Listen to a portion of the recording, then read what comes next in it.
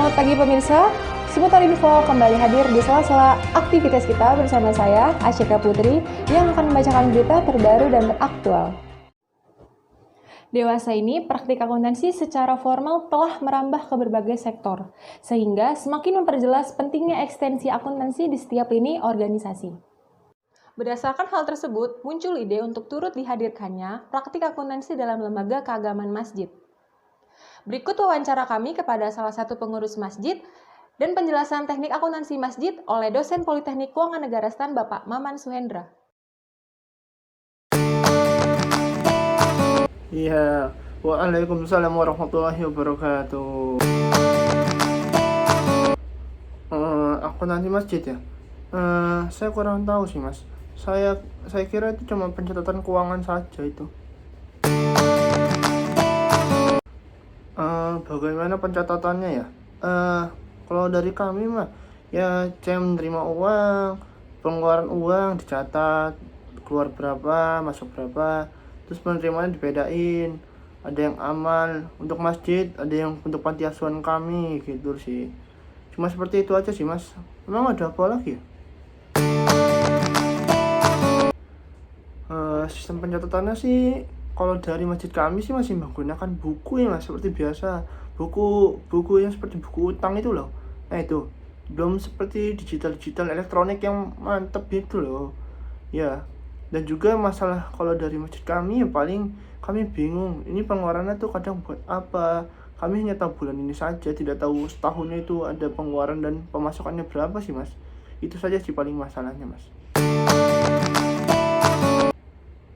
Oh lah, ada ya mas? Oh bisa mas? Bisa belajar mas? Oh saya mau mas. Kalau gitu saya pengen sih belajar biar masjid saya jadi lebih baik, masalah keuangannya bisa diatasi dengan baik itu mas, keuangannya dijaga dengan benar. Mohon bimbingannya mas ya. Suhun mas. Assalamualaikum warahmatullahi wabarakatuh. Bismillahirrahmanirrahim. Assalamualaikum warahmatullahi wabarakatuh. Alhamdulillah. Alhamdulillahilladzi khalaqal mauta wal hayata liyabluwakum ayyukum ahsanu amala. Asyhadu an la ilaha illallah wahdahu la syarikalah wa asyhadu anna Muhammadan abduhu wa rasuluh. Qala Allah Ta'ala fil kitabil karim, a'udzu billahi minasyaitonir rajim. Bismillahirrahmanirrahim. Wal asr, innal insana lafi khusr, illa alladhina amanu wa amilus solihati wa tawasaw bil haqqi wa tawasaw bis sabr. Amma ba'du. Masjid sebagai lembaga sosial keagamaan mengemban banyak misi.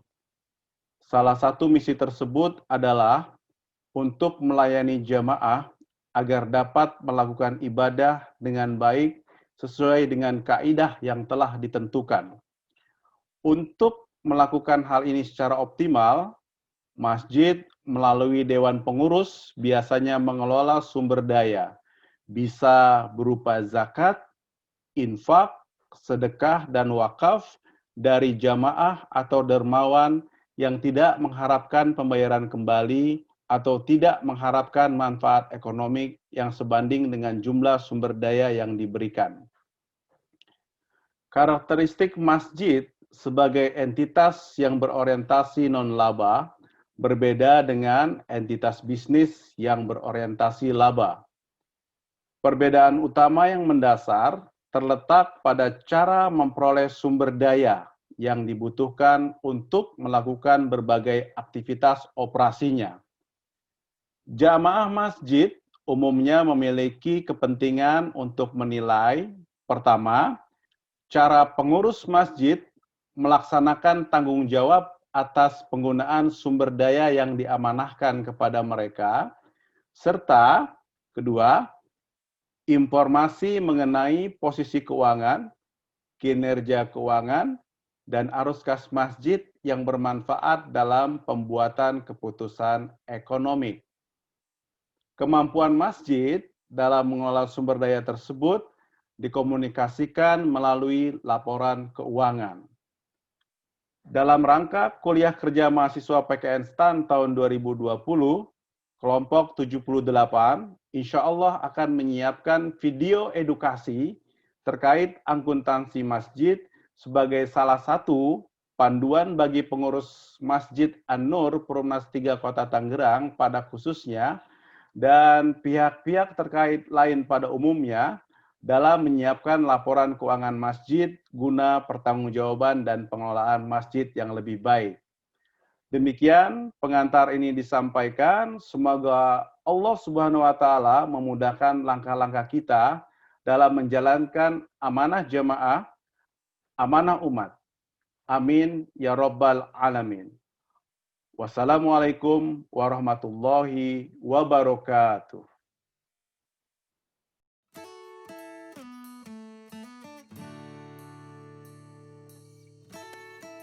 Penyusunan laporan keuangan masjid sesuai PSAK 45 Revisi 2011 tentang pelaporan keuangan entitas nirlaba, PowerPoint oleh Bapak Andi Persetewan Hamzah dan Bapak Ahmad Tiharyanto. Pengenalan akuntansi masjid. Bahasan yang pertama tentang laporan keuangan masjid dan yang kedua tentang konsep dasar akuntansi keuangan masjid. Kenapa perlu laporan keuangan? Yang pertama itu di sini tentang amanah, di mana lembaga keagamaan masjid di sini memperoleh amanah dari jamaah, yang biasanya itu berupa sedekah, infak, zakat, wakaf, dan lain-lain. Nah, di sini perlunya pengurus masjid untuk membuat laporan keuangan. Laporan sebagai informasi keuangan, yang pertama sebagai pertanggungjawaban dan yang kedua sebagai pengelolaan dana.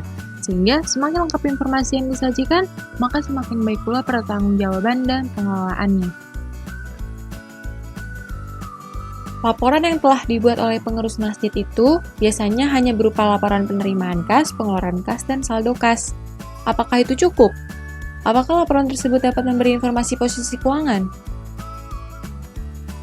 Sedangkan, jenis laporan keuangan masjid itu ada 3. Yang pertama, laporan posisi keuangan, yang kedua, laporan aktivitas, dan yang ketiga, laporan arus kas. Kegunaan laporan keuangan masjid. Yang pertama, laporan posisi keuangan, di mana menyediakan informasi mengenai posisi aset atau harta, yang kedua, liabilitas atau utang, yang ketiga, aset neto, sama dengan pendapatan dikurangi beban. Yang kedua adalah laporan aktivitas, di mana menyediakan informasi mengenai yang pertama pendapatan berupa pendapatan infak, sodako, dan lain-lain. Yang kedua beban bayar listrik, gaji marbot, dan lain-lain. Kemudian nanti akan diketahui yang ketiga kenaikan atau penurunan aset bersih serta saldo aset bersih awal dan akhir tahun. Yang ketiga, laporan arus kas, di mana menyajikan informasi mengenai kas masuk dan kas keluar. Dibagi menjadi 3 kegiatan. Yang pertama ada kegiatan operasi yang berupa kegiatan rutin masjid. Yang kedua kegiatan investasi, contohnya pembelian dan pelepasan aset masjid. Yang terakhir ada kegiatan pendanaan, contohnya utang jangka panjang. Konsep dasar akuntansi keuangan masjid. Persamaan dasar akuntansi, sisi sebelah kiri ada aset atau harta, sama dengan sisi sebelah kanan yang terdiri dari utang ditambah modal atau aset bersih. Di mana modal tersebut tadi terdiri dari modal awal ditambah pendapatan dan dikurangi beban, dengan beban dan aset di sisi sebelah kiri atau sisi debit, serta utang, modal awal dan pendapatan di sisi sebelah kanan atau kredit.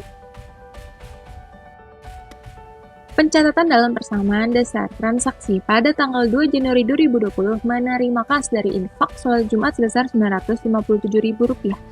Karena di sini menerima kas, berarti kas kita bertambah 957.000 serta pendapatan infak bertambah 957.000. Yang kedua, dibayar listrik secara tunai Rp57.000. Di sini karena dibayar secara tunai, berarti kas kita keluar sebesar 57.000 serta mengakui beban listrik sebesar 57.000. Sehingga subtotalnya kas sebesar 900.000, infak sebesar 957.000 dikurangi beban listrik sebesar 57.000.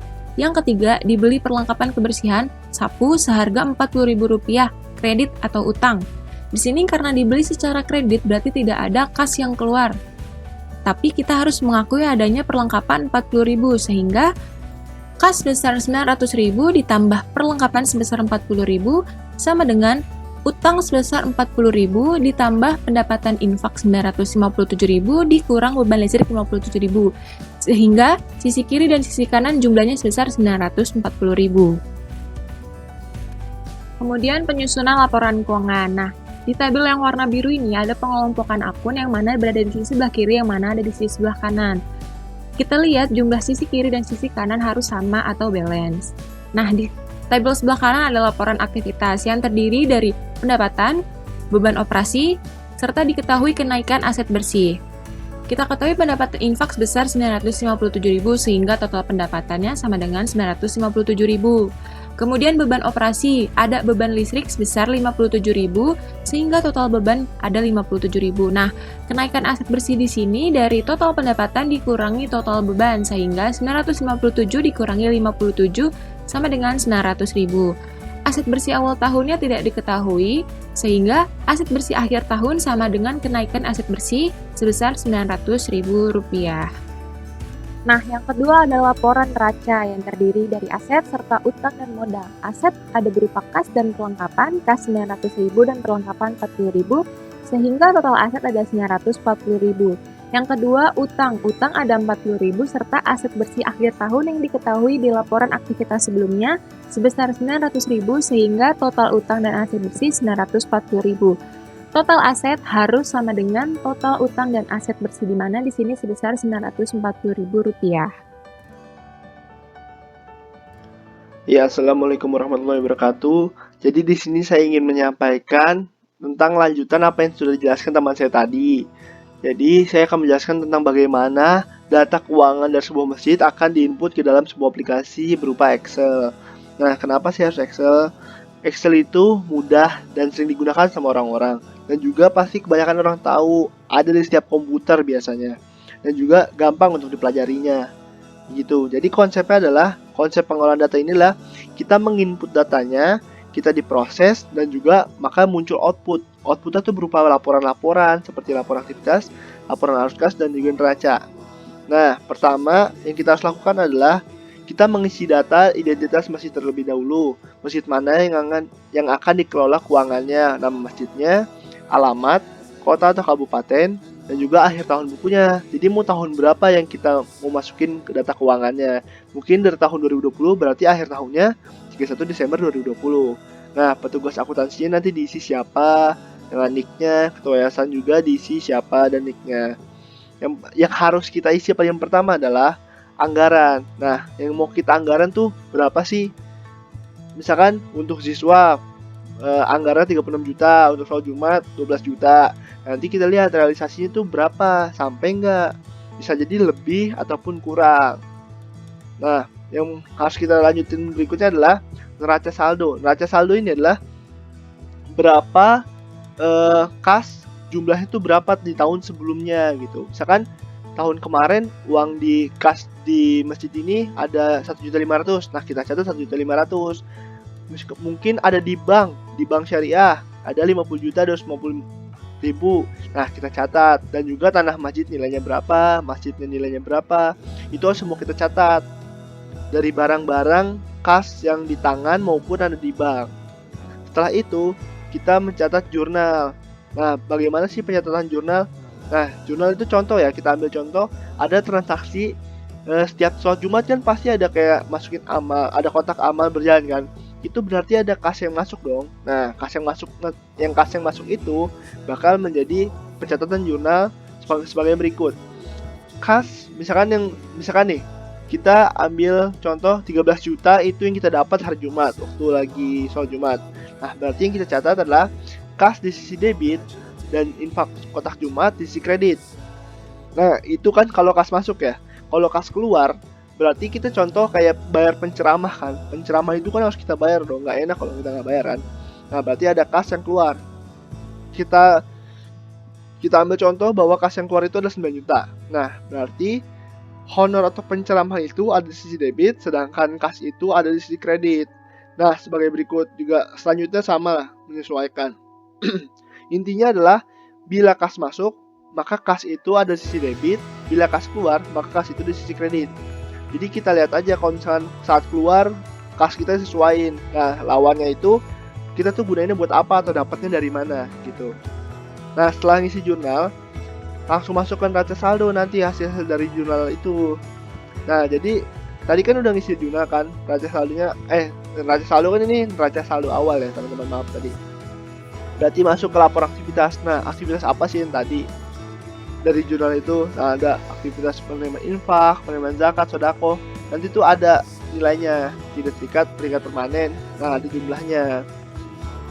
Nah, setelah ada neraca saldo yang sebelum tadi, kita jumlah ke hasil yang terjadi sekarang gitu. Misalkan sebelumnya tuh 1.500.000 tadi kas, kan 1.500.000. Terus di tahun ini kita nerima 2 juta, berarti menjadi 3,5 juta kan. Nanti akan muncul di neraca. Dan juga ada di laporan arus kas. Laporan arus kas ini terbagi jadi 3 nih teman-teman. Ada operasi, investasi, dan juga pendanaan. Nah, operasi itu buat apa aja sih? Seperti sholat Jumat, pemeliharaan aset. Nah, sholat Jumat itu yang masuk dan pemeliharaan aset itu yang keluar. Kita kan harus kita pelihara aset di masjid kan, biar nggak rusak gitu lah, biar nggak usang, biar katanya. Dan juga nanti akan muncul executive summary. Kita bisa tahu pencapaian target dari masjid tersebut. Mungkin program dakwah berapa juta, program siswa tuh berapa, dan manajemen dan umumnya berapa. Nah, ini juga sama. Dan juga terakhir ada di buku besar. Nah, saldo awalnya itu tadi berapa, penerimaan infak Jumat berapa, pembayaran honor berapa, dan lain-lainnya. Jadi intinya seperti itu aja sih teman-teman. Semua harus berfokus di jurnalnya untuk tahun tersebut. Yang harus diisi tuh neraca saldo untuk awalnya berapa, dan juga intinya jurnalnya yang harus kita pahami teman-teman. Sisanya akan mengikuti saja. Ya udah, jadi sekian yang bisa saya sampaikan, kurang lebihnya mohon maaf. Wabillahi taufiq wal hidayah. Wassalamualaikum warahmatullahi wabarakatuh. Dan pemirsa, informasi tadi sekaligus menutup perjumpaan kita dalam program seputar info kali ini. Saya Syeka Putri mewakili seluruh kerabat kerja yang bertugas mengucapkan terima kasih. Selamat beraktivitas dan sampai jumpa.